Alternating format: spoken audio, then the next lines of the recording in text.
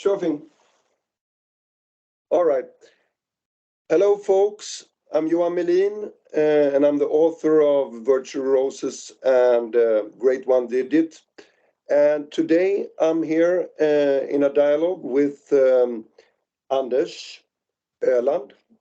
And he's an expert in AI, and we will have a conversation about fiction and reality of AI. Welcome, Anders. Thank you, Johan. Can you please tell us a little bit about what you do? Well, right now I'm here at Carnegie Mellon University in Pittsburgh, Pennsylvania, in the United States, which is, I believe, ranked #1 in the world for computer science, AI, machine learning, all that stuff. And I started my PhD here in 2012. Took leave of absence for a few years, and now I'm back finishing my thesis finally. So my research is on what we call efficient deep learning, and deep learning is just another word for AI. All the AI stuff that you hear, like ChatGPT, etc., is deep learning. So it's deep neural networks that we train on computers. But actually, I've been programming since I was 10, and I read my first book on AI back in 1990, I think. I've been into this for a very long time, and recently I was also the head of research for an AI company in Los Angeles that is doing deep fakes for Hollywood. So yeah. Oh, that's also interesting. Very interesting. I wanted to start to ask you, in the novel Great One Digit, we meet this girl, Varya, right? And she has to enter this kind of AI neural network, which is called GOD, Great One Digit. And it's actually an AI that has become kind of like a god, you know, because in the novel everybody's in this what's called the Holoverse, which is kind of like a holographic version of an immersive experience of what we have now in social media and internet, right? But I wanted to ask you, because when I tell people about the novel and about you just mentioned the sheer mention of AI, people get they get scared, and B, kind of concerned, you know, how close this is to reality. And I wanted to start with asking you, like, can you tell us a little bit about what does AI mean to you, who has been doing this for so long, you know? Can you just kind of ad-lib a little bit on that to begin with? Well, so it's a good question, and well, first of all, the whole doomsday scenario, you know, Terminator, the good old '80s movies. I mean, we're nowhere near that, and you know, personally, I don't believe that we ever will get there, which is a good thing. So for me, you know, really, what we call AI is machine learning, and what that is, if you have to really boil it down, is in my opinion, probably not even AI, but you know, that's controversial to say, because historically there are like different definitions. So I guess in literature today they would distinguish between like weak AI and strong AI, or they will talk about like the most recent term I've heard is AGIs. That's artificial general intelligence. Interesting. Okay. Yeah, so there are different versions of it. For me, it's machine learning, and what that is, in a word, it's pattern recognition. So it's the ability to learn from data and to pick up structure, learn from structure and patterns in data, such as images or sound or text, like all the text available on the internet, for example, and then you know, see patterns in it and somehow use it. So you know, the canonical example would be like a the classifier in computer vision, where you train a neural network, artificial neural network, and you show it pictures of pictures of cows and pictures of monkeys, right? And then it has to learn from looking at the data. You show it a picture of a cow and you ask, is this a cow or monkey? And then if it says no, if it gives you the right answer, thumbs up, and if it gives you the wrong answer, you try to adjust the parameters inside the neural network such that you increase the probability that the next time you see that same image, it's going to give you the right answer. And that is, very, very, in a very shallow, not very deep way, how neural networks learn. So it's kind of like how you train a child or teach a child something. Only the child will typically be much, much faster at learning a concept. So that's what they do. And then what we've seen recently, you can take those machines like with ChatGPT and you can put them, training them like tons and tons and tons of language, text, and then they can learn these pretty amazing things. And then you can put it wrap it in an interface. So you can wrap it in an interface so it gives you the perception that there's some kind of actual AI behind the scenes, but it's actually just like a function that you call, right? It's a program, it's a computer program, and you give it an input, like a question, and you get an answer, right? And you can also as part of your input to the part of your you sort of inform it about what your recent conversation was, right? So it has a context that it can continue in a kind of logical way out from the context of the conversation, right? But this whole idea that there's an actual conscious, and this is the key word, consciousness, like a conscious AI behind the scenes, is absolutely not real, and it doesn't exist. And in fact, for me, that's sort of the thing that makes me believe that we most likely will never have actual AI, what I consider actual strong or general AI, because we don't know how to deal with consciousness, and in fact we cannot even define what consciousness is. So that's sort of yeah. Exactly, and that is kind of like leads me into my next question, because also like in the first novel, Claudia, I mean the whole trilogy of books is centered around this AI called Claudia, and she's like the first AI with a free will, right? So because this what you're talking about here is very, very interesting, because as I see it right now, when you just mention AI, everybody has a very emotional response towards something that is still basically just a tool, a revolutionizing kind of tool, right? But and this is also what I wanted to hear from you, because obviously we need some kind of ethics for AI, I think personally, but maybe those ethics is for us in a way that we need to have some ethics, because I mean, and also this that you're talking about, this response from an AI, is it true emotional response, or is it the same way like my pet rock, you put feelings into whatever as a human, right?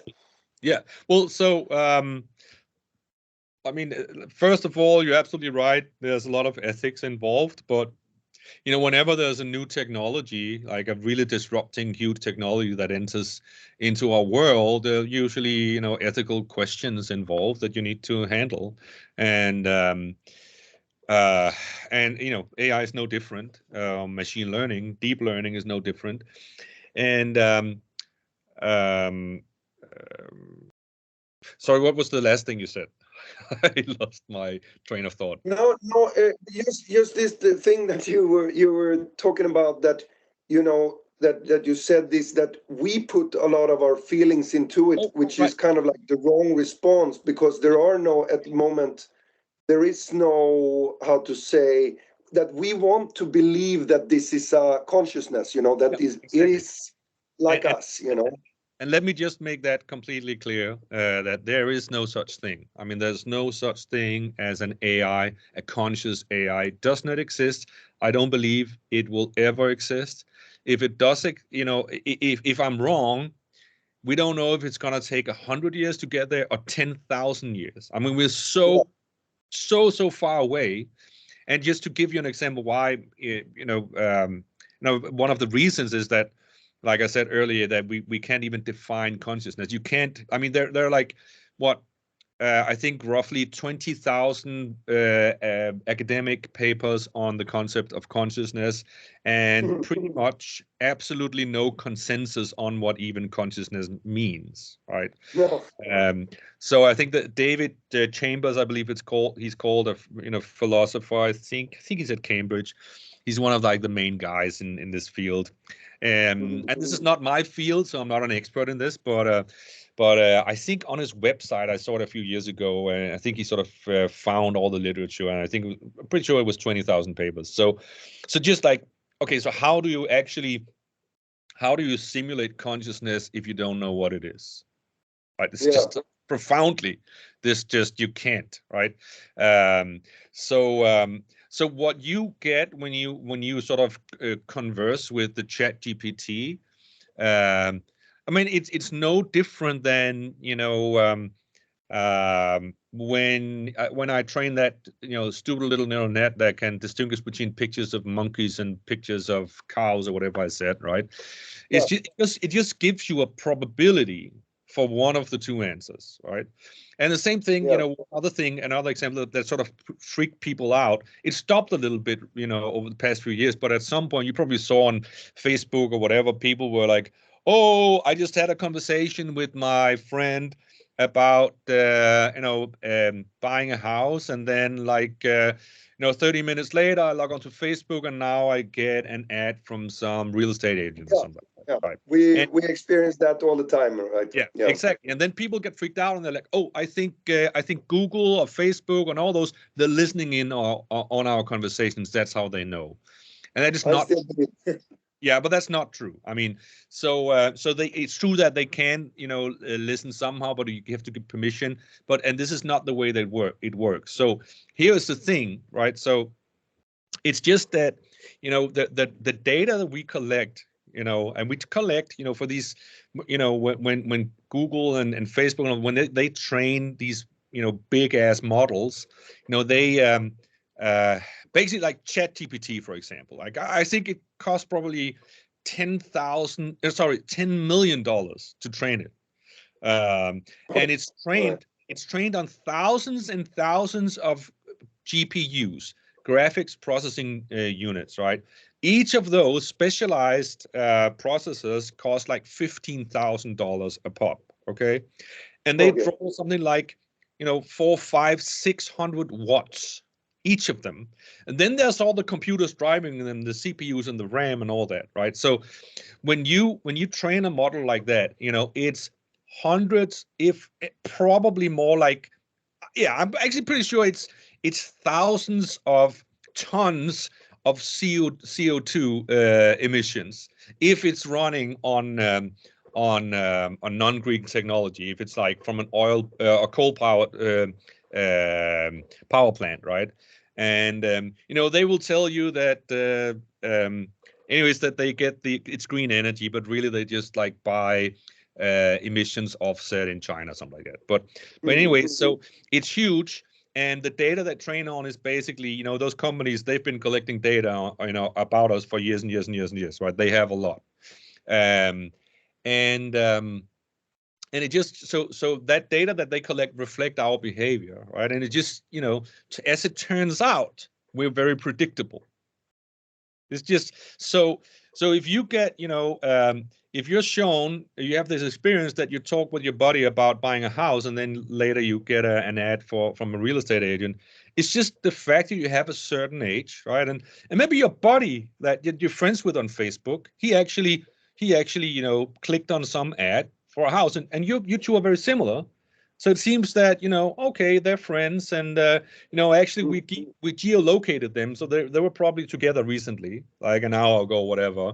So maybe this guy is looking for a house as well, So it's very, very Yeah, simple. There's nothing surprising, and it's just, well, maybe it's surprising to us that we're so predictable, but we are. But there's nothing yeah, yeah. And nefarious.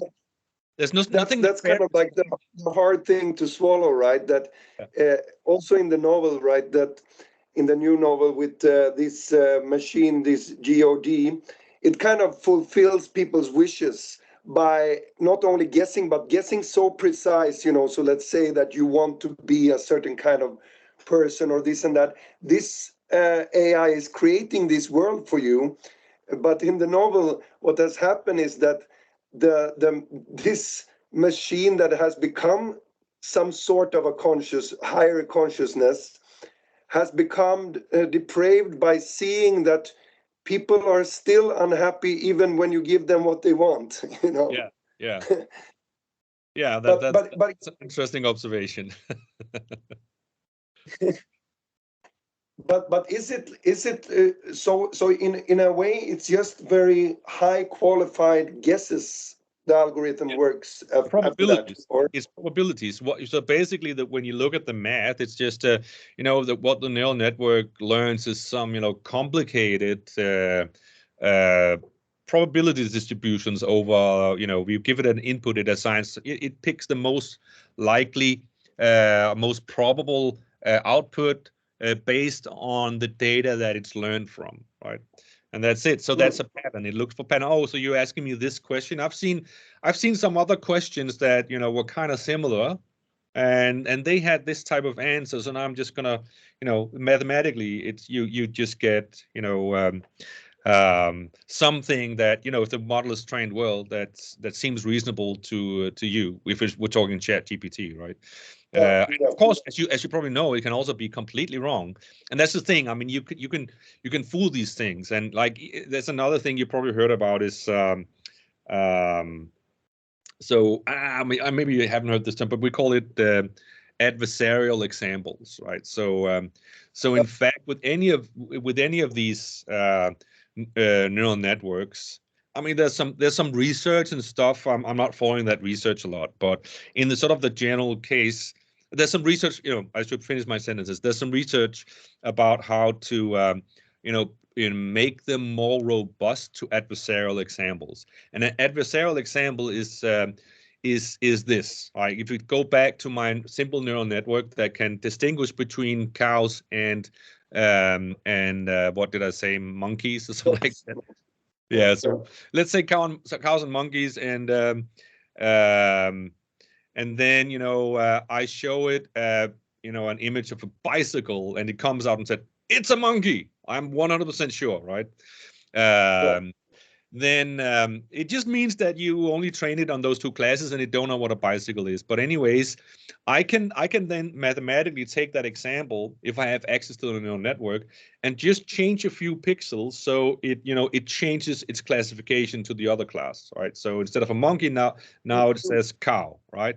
With 100% accurate, conviction, it says this is a cow. Before it said a bicycle, and to you the image might look the same. Maybe there's some pixel or a few pixels that change a little bit.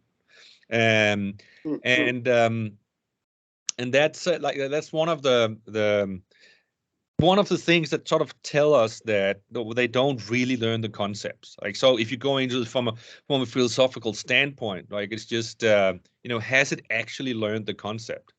And Yeah, yeah, in many ways you can say no, right? Because really what it's doing, again, mathematically speaking, if you take like some two classes of images, uh, cows and monkeys, right? And then it sort of learns to actually store those examples in its own parameters. So it sort of remembers those examples and in a clever way sort of does some comparisons to the data that it's seen before. Um, and then picks the whatever it looks closest to. So if you train it on, uh, as you can imagine, so let's say your data set is small, maybe you only have like 100,000 images. There are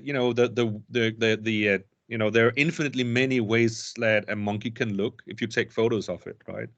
Or a cow or bicycle, whatever. And you haven't showed it all the right ones. It's not going to be sort of invariant, we would call it, to those new even rotations or different lightings or different backgrounds and stuff like that. So that kind of robustness is hard to get. It's very important, especially when you make a neural network do something that really matters, like that actually makes decisions about life or death. Right? You don't want to. You don't want to accept that kind of uncertainty. Um, but going back to your question, sorry for going on a rant. It's it really sort of shows us that it hasn't learned the concepts, and that and it's especially something like emotion. So if you're talking about emotion, you can have a neural network to sort of classify emotions by listening to music or like reading a book, and oh, this in this chapter seems sad, so you can classify that too. It's just like classifying images, but there's no concept of understanding what it is because there is no consciousness, right? There's no life. There's no life at all. Yeah. Yeah, and I'm also interested in how does this work that at the moment where we are right now with the technology is, for example, now let's say this chat GPT, will this how to say this neural network, will it expand, like let's say if we meet it in 20 years, it will be has kind of grown on all levels like we do as humans, or will it basically be the same but more advanced on a more not shallow level, but okay, get more experience, but can an AI, for example, learn to become more, or at least mimic more emotional response over time, or is it like a parameter that is fixed, fixated system?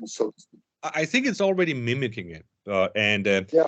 with respect to learning and getting better, I mean that remember, it's ChatGPT right now is a program that only does something when you give it an input and it produces an output. Right? There's no it's it. So if you're not using it, well, first of all, depending on how they implemented it, they could be doing something called online learning, where you keep, you use kind of your ways. The program is constantly trying to improve based on the inputs and the responses that it gets. They could be doing that, but I don't think they are actually, because, like I said, it's that particular that particular neural net is so huge that what they probably do is that they record all our prompts and questions and the replies it gives, and somehow evaluates if it was reasonable, and then they find more and more data and try to improve it. So it only improves when the guys at OpenAI, that they actually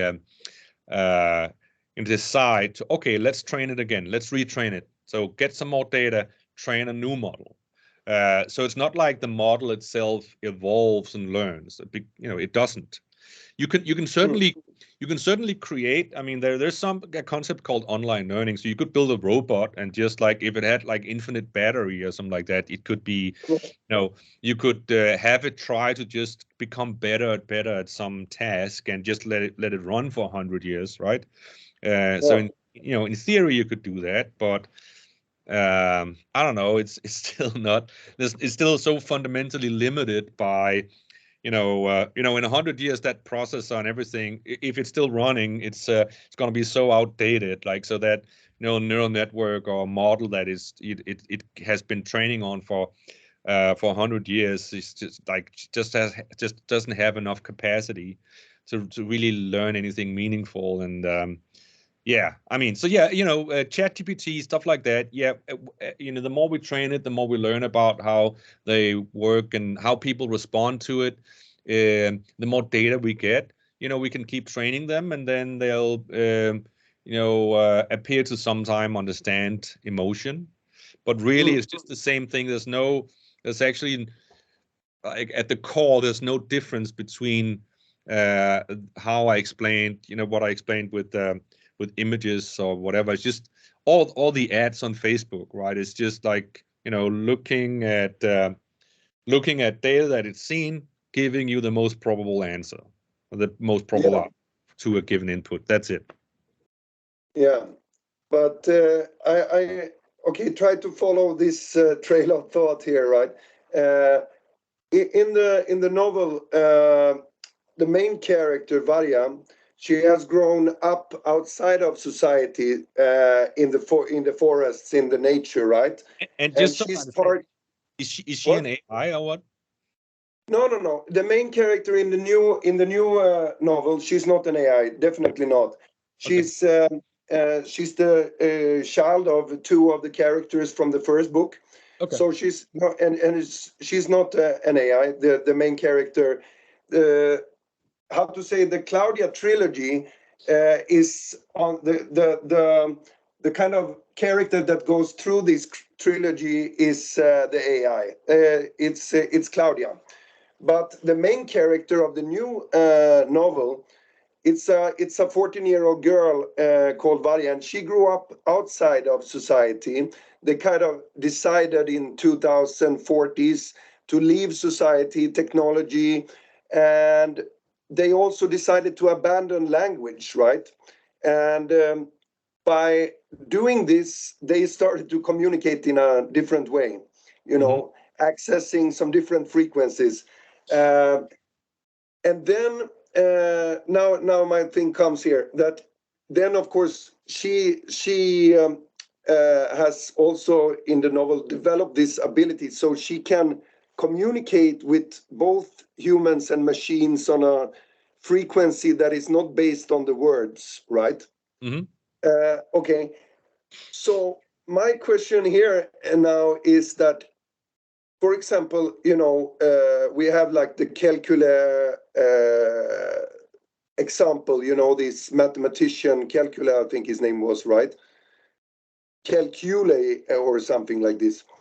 Anyhow, he solved a very advanced mathematical problem, came by when he was just falling asleep and he had these dream about snakes coiling, in this infinity Ouroboros, right? Hmm. And we as humans, we can access a different system that is not, how to say, based on the words, right? That we have like probably millions of years back, a different kind of set of systems that is like pictures, uh, based on feelings, these old traits that we have, these phobias for dangerous species like spiders and stuff like this. Is this, uh, how to say, do you take this system into when you work with trying to build an AI that is uh, learning things, or is it only language based at the moment?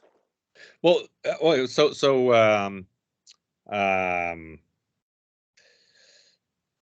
well, it's not only language based. So like the fundamental technology that we're using is, like I said, it's deep neural networks.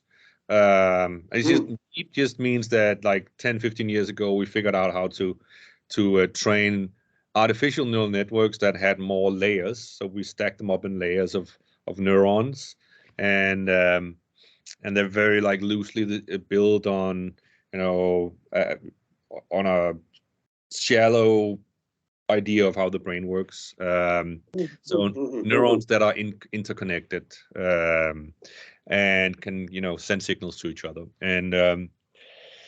uh, and like for language specifically. So this is, we call it a domain. Like language is one domain. Audio is speech. Audio is another domain. Images is another domain, right? um so then we sort of engineer, as the scientist will engineer models that for some reason, due to their expert knowledge, they can engineer specialized versions of these deep neural networks that are especially suited specifically for a domain. And like the models like I think GPT-3 and GPT-4, whatever they're called now. I think they're building GPT-4. I'm not really sure if it's out yet, but those are the specialized neural networks that they build for ChatGPT, right? And then for computer vision is something else, and for speech, audio, whatever, it's something else. But it's still a neural network at the core, and they all work in the same way, and they're trained in the same way. Basically, we just show them different data. So in that whole thing, there really isn't any concept, or there's like no relation to what you were just saying, not at all. No. So, but there's certainly other systems and other sort of areas of research where people do consider those things, and um, but it's not something that really, like, deep learning right now is so dominant that I don't even see that research. But and I think maybe also it's more on the fringes of things, so it's not a dominant trend at all. And maybe it's more of an overlap between people that do research that kind of maybe know about machine learning / AI, and also are interested in neuroscience, and maybe they're also interested in philosophy, for example. All right, so but I mean, I've seen some people try to build models for consciousness, right? And I don't believe in them at all, but they've done it. And I think there's also, like, there is some work on this, what I call artificial general intelligence, and people, I don't follow the research because I'm really a pessimist when it comes to all of that. So I think there are some that try to think about, so one component is the neural networks, and then maybe they think about how to build systems of neural networks and data feeds and sensors and whatnot, where you can maybe in robotics, I'm not sure, but where they kind of think about how to organize things in a way such that that I might very vaguely be similar to what you described or inspired by that whole thing. But I mean, right now it's just two things, like what you described, like a human experience and AI machine learning. I mean, there's so little connection between the two that for me it's not even meaningful to to talk about an actual connection. I mean, so basically. We still don't really understand how the brain works, right? So I mean, so there's some, they keep finding new things in neuroscience, and like in neuroscience, even like the structure of the brain is just, it's, I think they call it is that a brain atlas or something like that? So they're trying to figure out, like, for example, the vision system, visual cortex, is actually it's back here, which is kind of funny because the eyes are here, right? So they kind of try to figure out where the different things are in the brain, and that whole part has sort of happened because of evolution, right? And that's one thing. But and maybe there'll be something that bleeds over from that work if they ever figure anything out, and that goes back into neural networks, so you can sort of organize neural networks in that way, maybe. But again, what I come back to whenever whenever I have conversations like this one, is it's really just, it's consciousness, and I mean, just, besides what I said earlier, that we can't even agree on a definition. Well, then you could say that, oh, maybe some people, maybe it's an insult to them what I'm saying now, but in a way you could say that they somehow naively, in my opinion, believe that you just like get bigger and bigger neural networks and leave them running, then eventually they'll become conscious. I'm not sure anyone believes that, but anyways, it's just there's some people who speak optimistically about this idea of consciousness happening and appearing in AIs, and I think it's profoundly naive. And my personal view is in line with Roger Penrose, I would say, who's the great physicist and mathematician who received the Nobel Prize a few years ago, and I mean, even his work is controversial. He actually, maybe you'd be interested. You should actually just look at his books. So he wrote Yeah. back in the late '80s. He wrote a book called The Emperor's New Mind, and there's also a follow up. And so basically, what he's saying is that um, consciousness is not mathematically computable. So you can sort of, in math, you can show that some things cannot actually be computed. And he uses again, this is not at the core of my field, so I don't consider myself an expert on any of this. I'm just reciting what I remember, right? And so one thing he uses is an interesting thing. You might have heard of Gödel's incompleteness theorem. Have you heard about that? Yeah, I think so. Yeah, if you haven't, then at least check it out. It's really kind of interesting. He was a good friend of Einstein. They were at Princeton at the same time, and he came up with this really fascinating proof. I think it's actually two proofs, but anyways, the theorems, basically saying that for any like mathematical formal system, like if you can.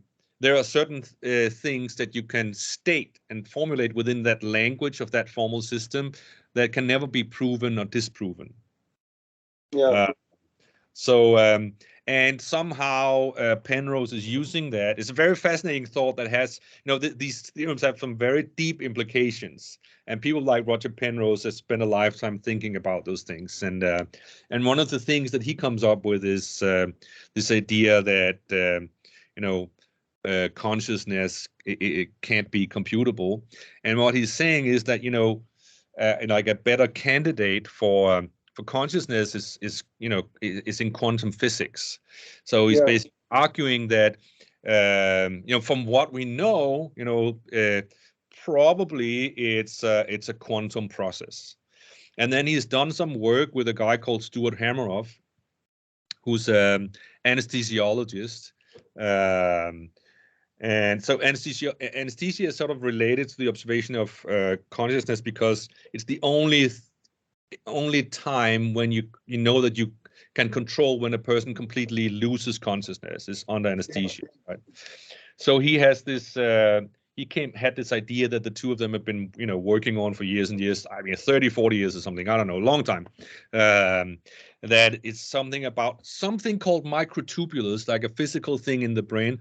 I don't know what they are, okay? I'm not going to pretend, but somehow they're showing that there probably is a quantum process involved in how these microtubules in the brain works. So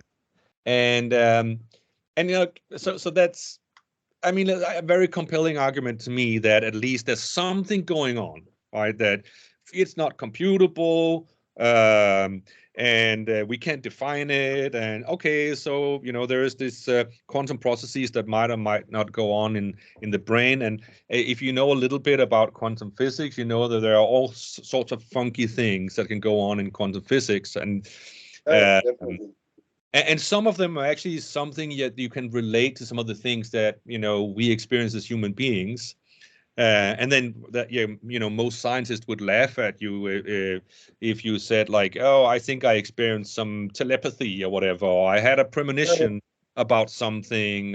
But if you look at quantum physics, the fundamental things that can go on, they are like equally strange, which is so yeah. I mean, so just to I will say this. So quantum physics is the most successful scientific theory that we have as humans, and just well tested. It really accounts for like maybe half of the world's economy just sort of based on something quantum, right? Because it's in computers, and so we kind of know that there's something about it. But I think I think all physicists today will also agree that we also know that it's not complete. There's something missing, right? So there's some physics that we don't know yet, right? Definitely. Yeah. And But yeah, I sorry. just say this, but let's say we have this quantum physics, most successful, scientific theory that we have, and we know that quantum physics is in everything. Like, so it's everything is quantum, really, in the world. It's just a matter of where you look at it. Like regular, good old Newtonian mechanics is something else, and then there's like physics and atoms and molecules. But underneath it all is quantum physics, right? So then I'm asking, I'm going to ask you this question: if that's the case, then what is the probability that quantum physics is not at all affecting the human experience? I mean, what's the Yeah, probability that the most complex machine that we know of in the universe, the human brain, does not use quantum physics? And I'm not going to say it's a big fat zero, right? It's just it yeah, is. There's no way in my mind that it's possible for that to evolve without taking advantage of these, opportunities that are offered by quantum physics. It just doesn't make any sense to me. Um, yeah. But there is also an interesting kind of thought when you say all this, that in a way maybe we're already, as humans and all living beings, we're already connected to this kind of network, or we, in this kind of quantum network. We just don't know how, and yeah, because we don't get the right answers because we don't know the question, as such, yet. yeah. I mean, yeah, Uh, that's the thing. So that's the thing. So I think there's a there's a there's a lot of excitement right now about AI, but that also, and we look historically, there was excitement in the 70s and in the 80s, and if you go back and look, professors from MIT and around would come with like these fantastic claims about, oh, in 20 years machines are going to be smarter than humans, right? And yeah, exactly. they just never turn out to hold, and I think we need to be a little humble and just realize that there's a lot more to intelligence and consciousness than we understand right now, and we probably have a lot more to learn and to discover before we can even realistically think about creating a conscious AI, if that is what you define, like Yeah, I do, as actual AI. yeah, and if that's what we really want and need in such a, and I'm thinking about this a little bit, that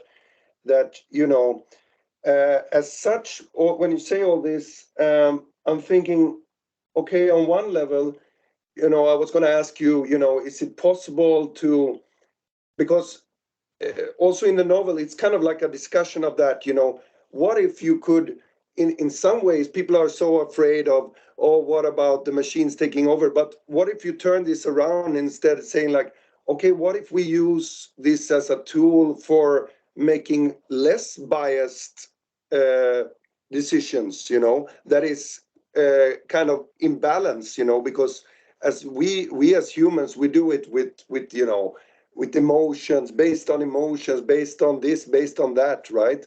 Yeah, And it could be interesting to, because people seem very afraid to say like, oh, but what if this AI will take the decisions? But maybe it will take those decisions that we basically can't take, yeah. I uh, mean, I think or as a, what you call like a sidekick coming with the the true answers, and then you can take it or leave it, yeah. And I think what you're saying there is a good way of getting started on. And I'm sure it's done already, but getting started on using AI, machine learning for making faster and better decisions, more robust decisions, and that is if so. Like the ethics part, for example. I mean, would you really um, legally in Denmark, for example? There's a company. I forgot the name, but yeah. So they built a system for diagnosing psoriasis. from image. Yeah. So they built an app, and you can like take a photo. And actually, psoriasis is quite complicated to diagnose. So they did this. They collected data, and they were based in Denmark, and it was funded by Leo Pharma. It's out of the Leo Innovation Lab, I believe, and there's some cool people there that developed all of this, that I know a little bit. And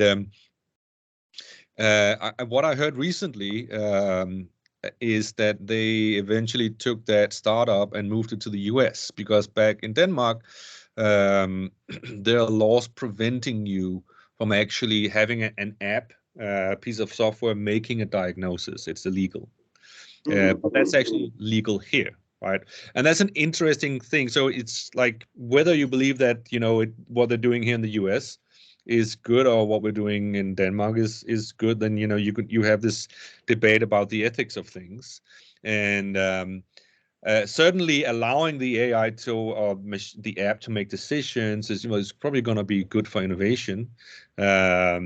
But on the other hand, if it causes someone to be wrongly diagnosed and it has consequences for their lives, it's not so great. But humans make mistakes too, and I would argue that it's actually not so hard in that case, I think. But I mean, in general, you can quantify these things. So you can test diagnoses on a ton of people and compare how the app is working and how the AI is working compared to humans, to doctors, and see. And my guess would be that the AI is probably better on average. Then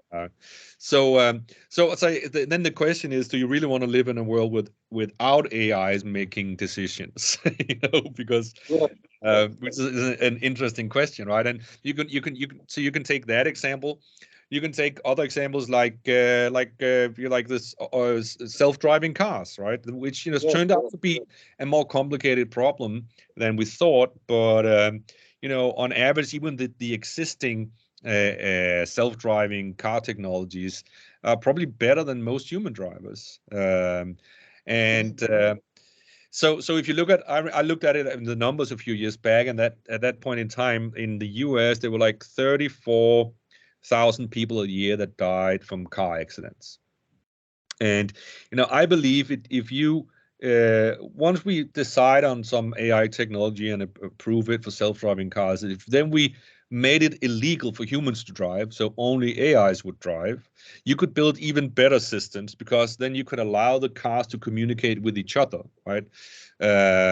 So then you take out the factor of humans making stupid mistakes, which humans do, right? Because they're tired or distracted or drunk, and an AI is never tired or distracted or drunk, not ever, right?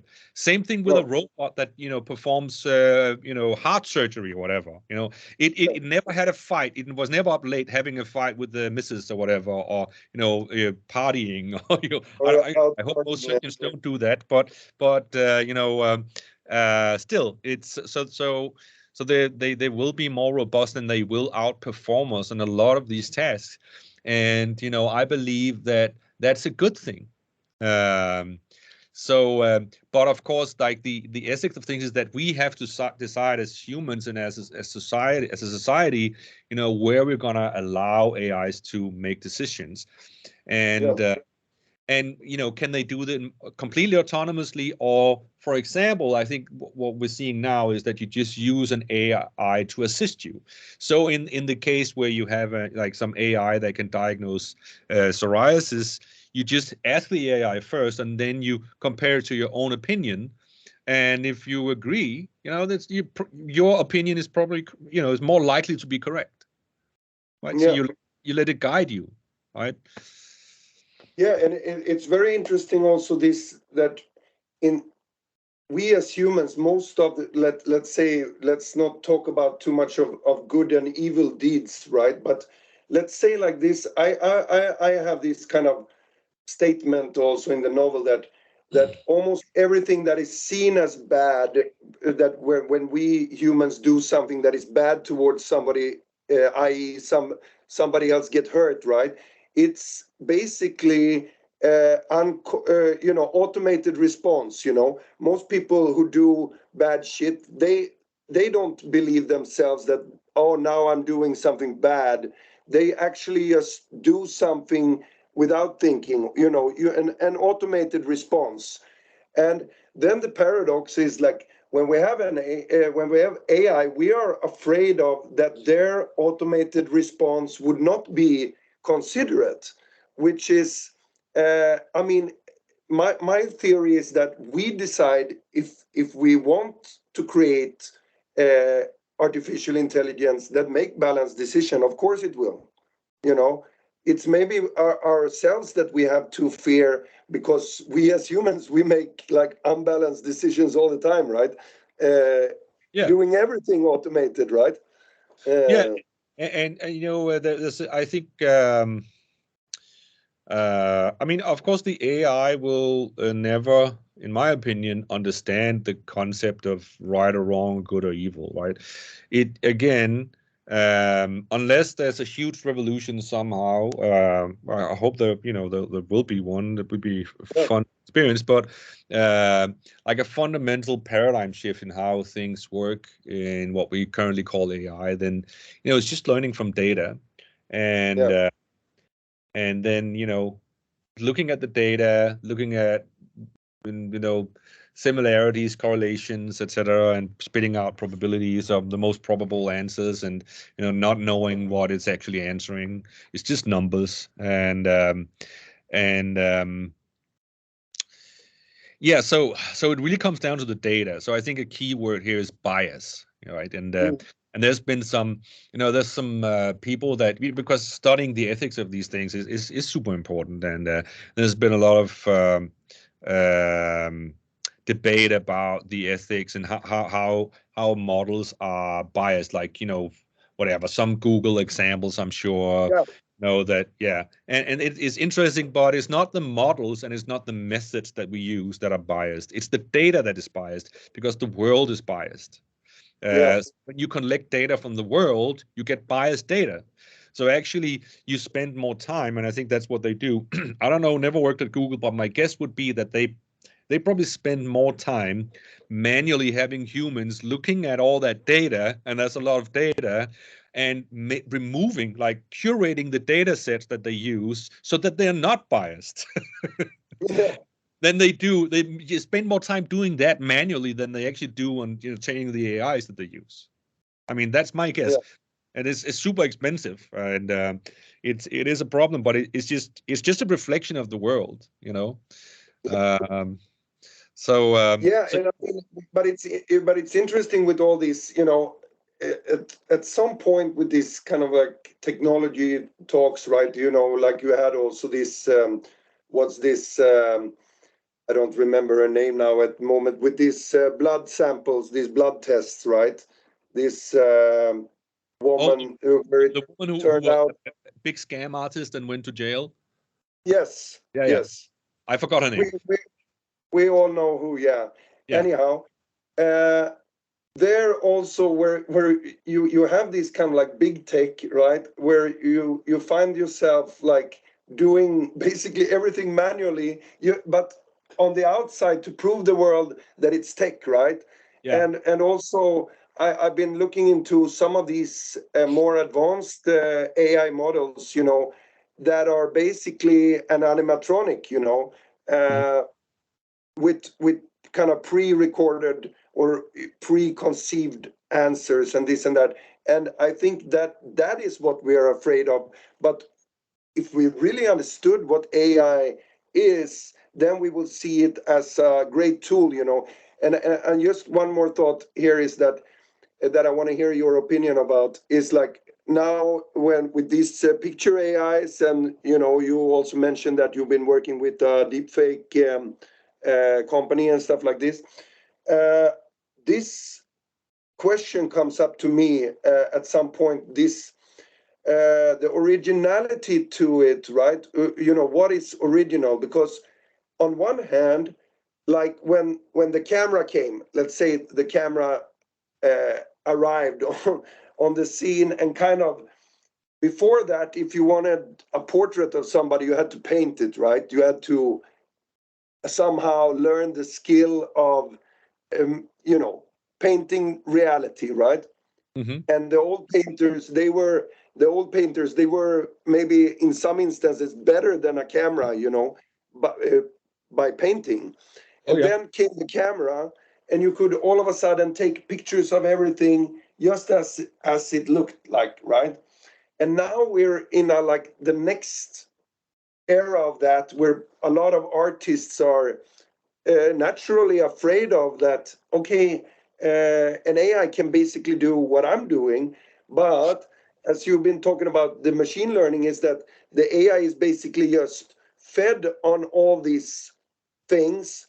So then comes in the kind of question of what is original, what is authorship, and this and that. I just wanted to hear your thoughts on that. Well, so an AI can already write a book, and write music and create images and do all those things, and so I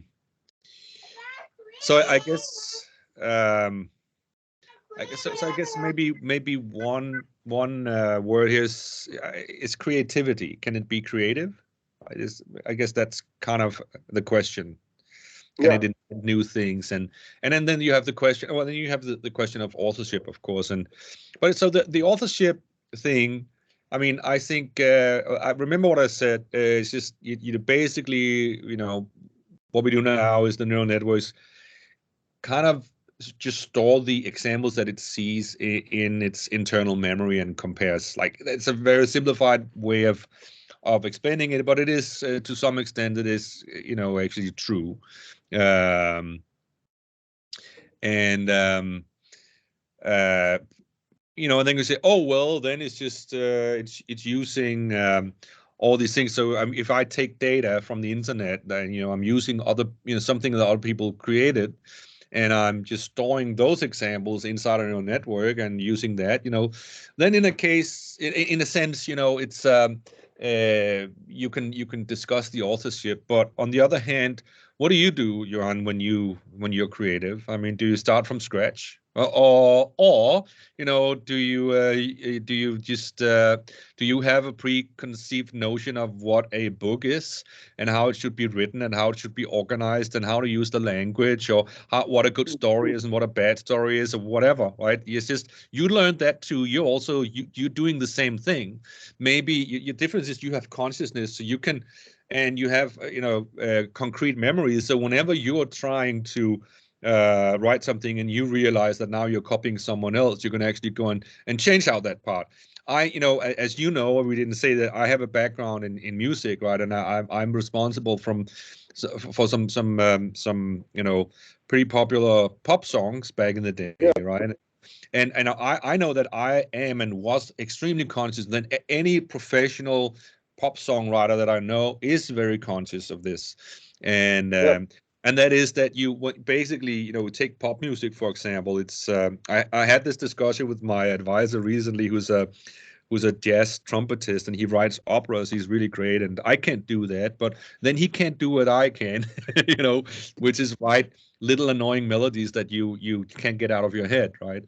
And what I said, when you look at pop music, it really is about a few things. It's about recognition, and it means that a good pop song is a song that you kind of remember and recognize the first time you hear it, because it's so similar to other stuff that you heard in the past and liked, that you already like it when you hear it, right?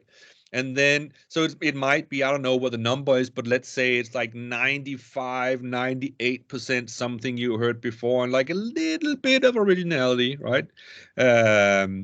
And then it's about repetition. You just repeat it and repeat it and repeat it and repeat it and repeat it, like you have the chorus 1,000 times, and then eventually people will remember it, right? But this recognition thing is super important. So as a pop songwriter, because there are only 7 notes in a major or minor scale, and you use like 3 or 4 chords, sometimes 2, and there's just that there are only so many variations mathematically you can actually create so many combinations, right? It's a finite number, and they're all very similar. So what you do is like you write something, and then often you realize, oh, damn it, Michael Jackson, this happened to me. Michael Jackson wrote this song before I did, so too bad. Yeah. And then you either give it up, you say you scratch it, or you figure out exactly where in the melody or whatever you're doing is that there's usually a point that leads people to remember that song that it's very similar to. And if you can change that note without making the song worse, significantly worse, then you're good. If you can't, and very often you can't. But if you can, then you can just keep it, and then most people won't remember that it's very similar to some other song, right? And that I have been extremely conscious of this as a professional songwriter, right? So I know that this is the case. I'm just repeating, like slightly new variation on a known theme, right? I mean, how creative is that, you know? And I don't think it's very different. It might be more complex in jazz and stuff like that. But so that's the thing. But does creativity exist? And I think but it is probably. I heard someone many years ago say that like intelligence is taking two known things and combining them into one new unknown thing, the previously unseen thing, right? And I think if that's creativity, if that's right, if that's true, if you're just like combining things in a new way, then I would say, yeah, you can be creative with AI. It's the same way that humans are. But At least, yeah, at least it can provoke us into as artists to be better and to start become fucking personal, and allow ourselves to be original and humans and not machines as artists. I think where you all these days, I mean, if you want a Hollywood blockbuster, obviously an AI can write that after giving, but maybe it's time for us artists to stop acting like machines in order to get shit sold and start telling personal stories that at least you believe yourself that only you can tell, right? Or maybe I mean, for example, you know that the AI, I mean, the best chess engines, the best chess players in the world right now are AI, right? By far. And I got a huge breakthrough like 6, 7, 8 years ago. I don't recall. Google's DeepMind, they developed this AI that finally beat it's the mother of all games. It's in complexity is called Go, the Chinese game, and it beat, I believe, the world champion of Go. So, and that was one of the milestones also in AI. But anyways, in chess specifically, I've been I like chess. I suck at it, but I like it. So I sometimes watch some, chess bloggers and YouTubers, whatever, and saw some interviews with Magnus Carlsen, the world champion, the Norwegian world champion, and I remember him saying that actually the AI was doing stuff that sort of was innovative. Like it does, So it kind of did some things that were like, what are you doing? To a human being, we hadn't, the professional chess players hadn't done that in the past, so it was surprising to them. So in that way, it is kind of pushing chess and pushing chess players to sort of adapt and learn and try out new things, and so I think that's very interesting, right? So that's super interesting. All of this, and also, in ways, I think maybe, I don't remember who it was, but somebody was envisioning this future with AIs, but in a non. I think we for natural reasons, the last couple of years, we have a tendency to see everything in a very dystopian manner, right? Because of the current situation that we humans create. So we see it very dystopic, right? But I think maybe you can also see it like, okay, we are now kind of like taking the first or doing the first digging, opening up a new box that. But maybe we as humans should also say like, all right, we can allow ourselves to go more into the mystic and the unknown. I know that I don't know, and all that Exactly. jazz. Since Yeah. you know that Yeah. is So my thinking of this yeah, conversation. Yeah. I agree, and I think yeah, I mean, so yeah, sure, AI's machine learning is gonna make a lot of jobs, human jobs, redundant, and but then as we've seen in the past with the industrial revolution, maybe definitely it also creates new jobs, um, Yeah. and maybe those are better jobs. But also, there's been a lot of thought and debate about, maybe it just makes, so many jobs redundant, then actually we won't have to work all the time. Yeah. So, there's all this, in Danish, it's called borgerløn. I don't know what it's called, like citizen Yeah. salary, where, Yeah. yeah, you basically, Citizen pay. Yeah. Yeah. yeah, you Yeah. get like stipend from the state or whatever, instead of having a job, and so maybe that will allow us to be more human and get closer to each other, and explore different things, other than getting rich and whatnot, working all the time, building a Yeah. senseless career in some company, and whatever. I think that might be a reality that we will live to see, maybe. But also, uh, well, with respect to the dystopian thing, I think one, and the fear, one thing that I think where we haven't reacted fast enough as society, we really need to put AI and machine learning. We need to teach that in schools. Like back in middle school, kids need to understand and demystify all this stuff and understand. So why is it that Facebook or whatever they use, TikTok, shows you some ad? Is it because they're Yeah. listening in? Or is it just because of this? And you need to be conscious about how these things, because they're all over the place. They're affecting our decisions in our lives all the time. So when we have at least some concept of how they work, it's easier for you to navigate them in a good way. And that's one thing. The other thing I wanted to say is with respect to the whole art thing, I think it's not unlike when the synthesizer was invented, or the electric guitar, and Yeah. or the drum machine, or the sampler, or the using computers. Oh, that's not music, right?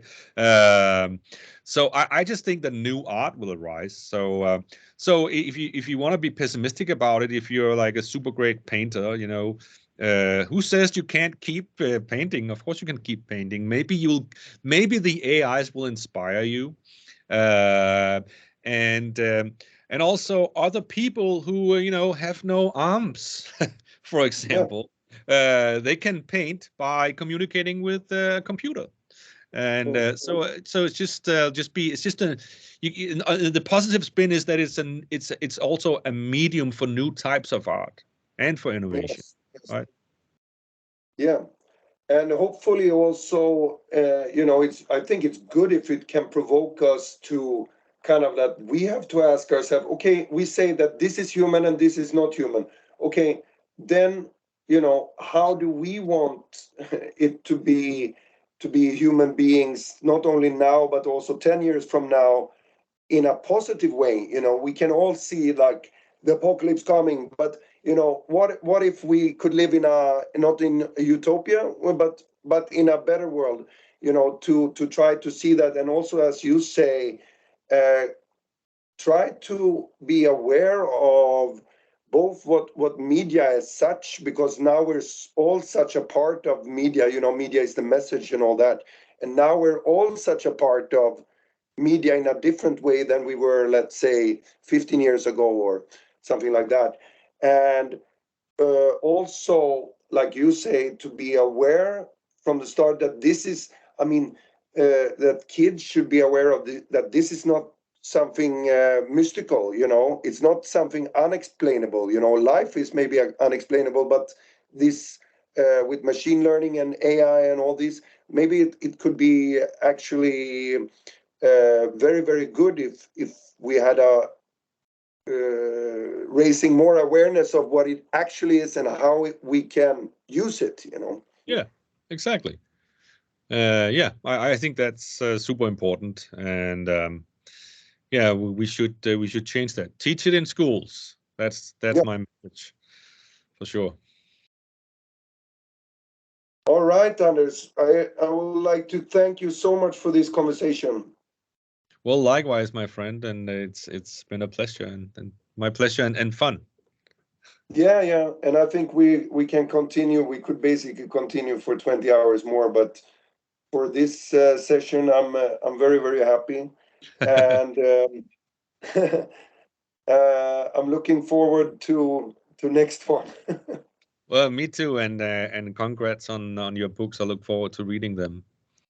Oh, thank you so much. Hey, just one last question. What will your thesis be called? What is kind of like the? Can you give us? Do you have a No, title for it? yeah, so the title is efficient deep learning, and Efficient. it kind of yeah. So in many ways, this current deep learning thing, AI, is very inefficient. Like I said, it really it consumes a lot of energy, and that's actually, in a way that, it's pretty bad for the environment. Let's just be honest about it. It's so much energy that That's very you interesting aspect also. This environmental aspect of yeah, all of this, because you yeah, somehow don't connect those two, that it exactly. can And actually be it, bad. it, You know. it's if you heard about I mean, about Bitcoin mining, and people were very mad at Yeah, it. It was just wasting energy, and Bitcoin mining is a total waste of energy. AI is not in the same way a total waste insofar that you're training models that are useful. Um, but um, but still, it is also about how much data you need. So, like I said, like a child can see like 3 pictures of a cow, and then it'll kind of learn the concept. I mean, I don't have any kids, unfortunately, but so maybe you have. So maybe it's more than 3, right? But it's definitely yeah, not 8 billion, right? It's not 8 billion images of cows it needs to see in order to really learn the concept. no, Um, and that's extremely wasteful. So we need better methods for learning from less data, and also yeah. So energy consumption is one thing. The other thing is also making AIs available on mobile devices, and what we call like embedded systems.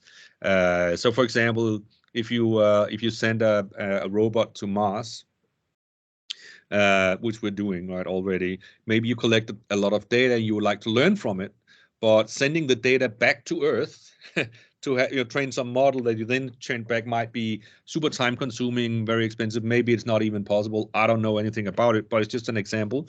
So wouldn't it be great if you could at least train some AI, deep neural network locally on this very limited computer that you have access to in your robot, right? And that's the kind of stuff that I'm working on. And the good news is that you can even train like quite very deep and complicated models, but it takes longer, but you can do it. the future is present. Oh yes. All right, thank you, Anders, and see you. See you. All the best. Same.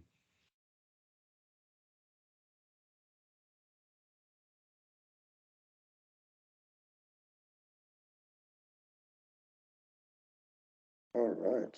Just stop recording, I guess. Yeah, Yeah, just press stop. I think. I can stop it here. Right. Now I stopped it, I think. So I'm gonna press stop